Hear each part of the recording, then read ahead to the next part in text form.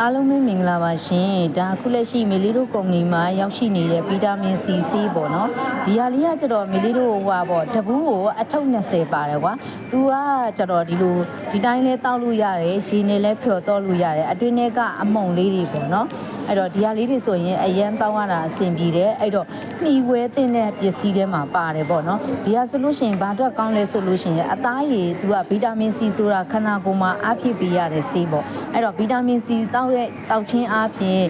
အသားရည်တွေစိုးပြေလာမယ်အသားရည်တွေကြီးနေလာမယ်တချို့ဆိုအသားရည်မင်းညစ်ညစ်ဖြစ်နေတာတွေရှိရအဲ့တော့ဆိုလို့ရှိရင်ကိုကဗီတာမင် C ပါတဲ့ဟာကိုတောက်သုံးပေးရတယ်ပေါ့နော်အဲ့တော့ဒီဟာဆိုလို့ရှိရင်လည်းတနေ့တာမှာဆိုရင်တချို့ကအစားအသောက်တွေနဲ့မှီဝဲတာတွေအဲ့အပြင်ဟိုမှာဒီလိုမျိုးဗီတာမင် C တို့ကောလာဂျင်တို့ဒါမျိုးတွေကလည်းထပ်ပြီးတော့ဟိုဆောင်ထားတဲ့ပစ္စည်းတွေမှာပါပါတယ်ရှင်ကျေးဇူးအများကြီးတင်ပါ